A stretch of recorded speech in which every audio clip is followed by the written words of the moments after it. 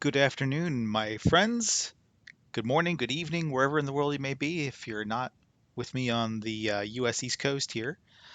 This is your boy Turgon the Wise coming at you with a new video today. And this will be the last time I see this screen for a while, thank goodness. As you can see, we have a countdown up here. I'm going to be entering the War of the Ring campaign that starts in 11 hours, 12 minutes, and 10 seconds. And I'm so excited for this season. This is my favorite campaign, and I'm playing with a really fun group of guys on a fellowship called Yadu. And shout out to Danny. And today, what I want to walk through is just how I'm getting myself set up for the seasons, my season prep. This is my 10th season. I will be entering of this Lord of the Rings Rise to War game, and my game decided to just crash on me. So that's fun. we'll just we'll just take a moment here to log back in, and we'll talk through kind of some things outlook wise for the new season here. It's going to be a hell of a season. I mean, it's going to be spicy. On the evil side, we have about 600 players. We've got full war bands pretty much. We've got the two war bands we faced last season, MORG and BCNU. We've got another warband that is very good called SUSD. It's really a warband and a half. So that's 200, 350 players right there, pretty much between those three groups. And then there's another group that joined called Real. So that's four. That gets you up to about 450 players. There's a hidden team that I estimate have somewhere around 70, 80 players. I have no idea who they are or if they're any good. And I think that's the majority of the big groups. So that's like the bolus of Evil Side is one of those 4 or 5 teams. On the good side, we've got Yadu, solid 9,900 players. And then we also have a team called Swan that has 70, 75 players, and they're going to merge with another group that just that signed up. That's got 20 people in it. I think. I hope. Fingers crossed. And so I'll get them up to 95. I don't know anything about this team. Their leader is a nice guy. We'll see how they do. And we also have the team led by Tharshay, Ring, and they're about 100 strong. No idea what they can do. There's an NRP team that has joined this season, and there's a whole story behind all of how that all happened for them, why they're going back to RP. They were part of another group, and they're called Tower, and looking forward to playing alongside those guys. We also got Gray, who is here. Uh, Good group of guys as well. Nice guys. So I'm looking forward to working with all these folks. We've got a couple of halfy groups as well. There's a group of 50 players from Hivemind will be in this server. So should be a really interesting server. Uh, we last count I had was about 830 good side players and 630 evil players. So about a 200 difference, and it's going to be really spicy. Um, I don't know. I'll be honest. I don't know um, what's going to happen. It should be really bloody. It's going to be a marathon. It's going to be long. It's going to be the longest 8 weeks of our lives. I think it'll go at least 8 weeks. Who knows? Maybe longer. It's going to be a lot of battling. It's going to take a lot of coordination. We're going to see a ton of armored Saurons, Sunins, I'm sure, along with all the rest. And um, yeah, it's going to be just bonkers because there's no more clairvoyance. You can't march to use a purple tile as a connecting tile. So they've taken a whole bunch of stuff out of the game. You can't just create 2 3x3 plot of lands to relocate. You got to build something there now.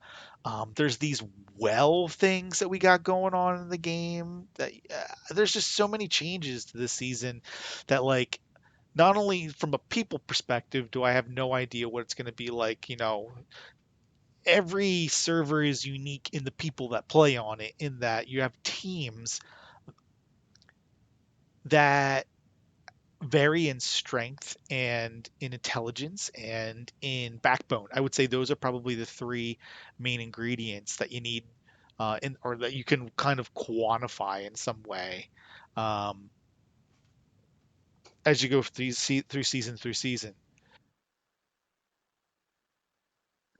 So it'll be interesting to see how those factors play in, but also the changes to the game that they've made. Have no idea what it's going to do to impact the game. So my commanders this season, I'm going to run you through about 10 of them. I've already done this in a previous video. There's nothing that's really changed, so it should be pretty quick and easy. My Galadriel, I mean, I guess the only thing I'll add here is kind of what I'm planning to do with them if I get to do all the things I plan to do with them, because every commander to me has like kind of a special purpose. There's not really any one commander in the game that's like I'm going to just use this guy and wreck everyone, other than the Armored Sauron, which I don't get this season, but the evil side does, so that'll be fun. So I consider every commander like a tool in a tool belt. And you've got Galadriel. I have her in all purple gear, so I guess that makes me like a dolphin with her. And she does like a lot of focus damage. She inflicts madness. She heals and all of that. So what she's weak against is burn damage. So you don't want her to run in against Witch King. You don't want her to run up against like Sauron with all of his focus damage, and he also has madness. She would probably get absolutely torn to pieces by Sunid, because the heal's just not going to be able to catch up with the amount of damage that Sunid puts out there. So really, with Galadriel, I'm just looking to use her versus Khalduns and Kyruns with a bunch of Guards of the Tower, which is an anti-cavalry unit. And I don't know if I'll ever even have a chance. If literally I get one report with her hitting a Kyrun or Khaldun, then I'm happy that I put in the work to even bother leveling her. But she won't be a project for me until later in the season. My mains are going to be Elrond and Gilgalad. I'll be using them from day one, as I plan to play Lothlorien, and I want to farm my butts off with them and get them leveled up super fast through farming, so that I can use them in PvP a little earlier in the season than I am accustomed to, having played nothing but other non-Lothlorien good side factions for the past year. It's literally been a year since I've played Lothlorien, so I'm really looking forward to having those March Wardens back. I'll also be using this guy, Isildur. I just got his third gold star on my Mithril coat last night. He is going to be an enigma for me. I run him with Aegis. It's not a super refined Aegis, so there's a little hole there for stuff to happen. But 66%, 2 out of 3 chance, I'm comfortable with that. That's better than nothing. And then I run the Pursuit Fireworks on him. So I'm really excited to see what I can do with him, because I use him for a variety of purposes. He's not a catch-all commander like I was talking about before, but he is good against different things depending on how you skill him and how you gear him and stuff. And what units you put on him. So it'll be interesting to see what I get out of him this season. I use Aragorn. I use the Night build on him. I will literally only use him to try and find Witch Kings. I might throw a focus protection chest on him and maybe hit a Sauron or two. Or maybe even an Undying if I see any of those around. Because it's, to me, it's knights, and yeah, it's a cavalry unit, and it takes a little while for them to build, and they cost a little bit more than some other T2 units might. But they're really strong. Like when he hit that Witch King, all that burn damage resistance, you lose like 500 or 600 knights, and he shreds like 5,000 T3, T4 troops. It's like such an uneven exchange from a cost perspective when you get those kind of reports. Those are the kind of reports that can be really significantly impactful as you go through a season. Even if it only happens once or twice, it's like a TKO in the first round. So I'll also be using Gimli, another flexible commander that I'll use for a variety of purposes. Um, I love the unique on him, makes him stronger, gives him pursuit, so he cuts through evasion. I got fire protection right now, so he'll be good against Witch Kings, or maybe not good per se, but he won't get absolutely massacred by them. I like the melee vigor brutal helmet on him with the HP, and then stacking extra HP and Bane of Orcs. Hopefully there'll be some orcs to fight. If I'm fighting evil men, this won't be helpful at all, and I'll swap it either to another accessory altogether, like maybe a Blitz Fiddle, or I'll switch the trait maybe over to the heal, which I forget what it's called off the top of my head. Remedy? I don't remember. But so that's my Gimli. I'll be using this guy. I might use him for PvP more than usual this season because I've seen him have a fair amount of success against Sunins, and he's good against um, evil in general, and Witch King, Sauron, because he's got White Council. But right now I have him set up basically just for early season tile taking with this gear setup. I'll change the trade on this. Don't worry. The Hunter's Mark and even my skills are more PvP aligned right now. So it's not really. It's like a work in progress, you know.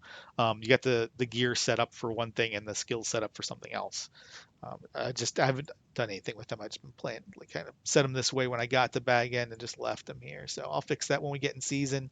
Theoden I don't intend to run much, but I might depending on the need. If there's a lot of Saurons on this server, Theoden is usually a pretty solid Sauron counter. Swap this over from melee vigor over to the focus protection. He could be really good for that. He could also be pretty solid um, against evil men as long as there aren't um, halberdiers. Halberdiers? Yeah, halberdiers. Right. I'm saying that right. Halberdiers. There we go. I got the word right. I had to look it up on my phone. Because that's the evil anti-cavalry unit, and it will shred Theoden's horses. And you only use horses with him. I won't use him too much this season. He'll probably be like a fourth or fifth commander for me. But if I need him, I have him. He's there. This guy is going to be an interesting guy for me. I might swap out this hood for madness protection if I'm going against somebody that inflicts madness. He'll blow himself up. It's kind of stark the difference in a report. I did some fights against a friend of mine last season against his Gilgalad, and in one report he had Discord helmet on, and I just blew myself up. And then the next one he didn't, and I shredded him. So it was like shred or be shredded. That's the kind of difference madness can make going against Faramir here. But you can just protect against that, even though it's not as sexy as having the Trapper's Hood on with the extra ranged and all this stuff. Um, you can put the Horseman helmet on him, and it'll do the trick. So I'm looking forward to testing this out. I haven't PvP'd much with him, but I got his Ranger's Cape up to 4 stars, so I'm pretty excited to see what that can do. Is that it? Oh, I got this guy. I got another point for him. I got a whole bunch of points for him. Okay, I never even finished putting his skills in, so I'm not going to do much with Dwalin this season other than maybe a little bit of PvE to help tile or something early. If I ever get my hands on one of them frenzy hammers, it'll go right to him. It's sitting there waiting, ready to go. Just need the right trait. Hint, hint, Matham gods. And that's it. That's all my guys. What did I do? One, two, not really two for the Dwalin. 3, 4, 5, 6, 7, 8, 9, 10. Yeah, that's 10 commanders. That's pretty solid. I mean, I don't expect to use all of them, but at the same time, you want to be flexible based upon what it is you're fighting. But like I said, there's going to be no clairvoyance this season, so who knows what you'll be hitting when you send that commander to the critical crossing. Anyway, I'm really looking forward to this season. It's going to be an exciting season. It's going to be a lot of fun. It's going to be bloody, and I'll be checking in, throughout the season, letting you know how it's going. There's a bunch of other YouTubers also on the server, so watch their videos too. Thanks so much for taking the time to watch this video. If you have any questions, comments, feedback, whatever, please leave it in the comments below. And I hope the rest of your day treats you well. I'll see you on the other side. Cheers.